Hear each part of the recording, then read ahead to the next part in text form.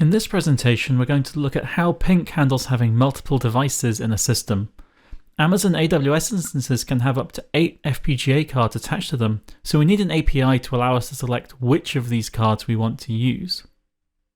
There are two use cases we want to think about. The first is having a PYNQ program only use a single card, but be able to direct which of the multiple cards installed it should use. Secondly, we'll look at how multiple cards can be used inside the same PYNQ program. The key class when interacting with the cards is the device class. The device class is the common hardware abstraction layer in PYNQ and provides a set of unified APIs for interacting with the FPGA, which the rest of PYNQ is built upon. More interesting for our use case, it also enumerates the devices in the system and holds the currently set active device. To see how this looks, we'll open up a Jupyter Lab session running on an AWS F1 instance with two FPGAs attached. We start by importing PYNQ as normal, but also bringing the device class into scope.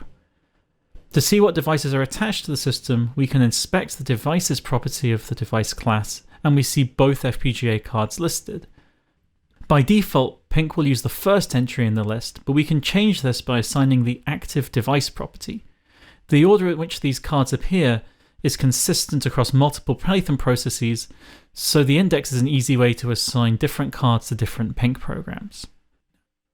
With the active device set, every operation that we do with PYNQ, be it instantiating an overlay or allocating memory, will use the second card in the system. We can quickly finish off the vector addition code to make sure things are working, and as expected, 100 plus 200 equals 300. To test that we're using a non-default device, we can open a different notebook and run code using a different bitstream, but on the default card. We use the intro bitstream in the first notebook, so this time we'll use the compression bitstream. Rather than writing out a new notebook to drive the compression kernel, I'll just use the introduction to compression notebook that we include as part of our PYNQ Alveo examples package. We don't need to assign the active device this time, as we're happy using the default one. Running the notebook shows that the LZ4 compression algorithm works as intended. Switching back to our original notebook, we can rerun our vector addition kernel to make sure it is still functioning correctly. Now, suppose we wanted to add some vector addition code to our compression notebook. We don't want to change the active device as our compression code still wants to run on the first card, and we don't want to edit the code that already works. Instead, we can pass the device keyword parameter to the constructor of the overlay class. This will download the bitstream to the specified device. The overlays device is inherited by any hardware kernel or memory objects that stem from it.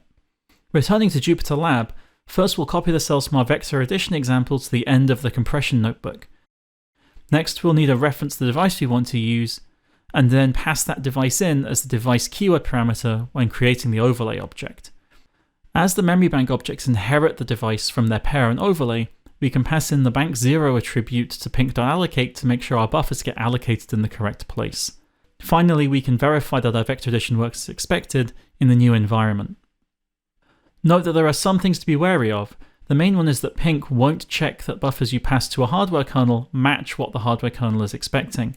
This can be an easy thing to miss when both your designs only use one memory bank, so the natural thing to do is to call PYNQ.allocate with no target parameter. Also at present, PYNQ doesn't do any direct copying between buffers, so if you want to move data from one card to another, you will need to go through the host memory. That concludes this presentation on using PYNQ with multiple cards. If you have any questions or comments, feel free to join our forum, which is linked below.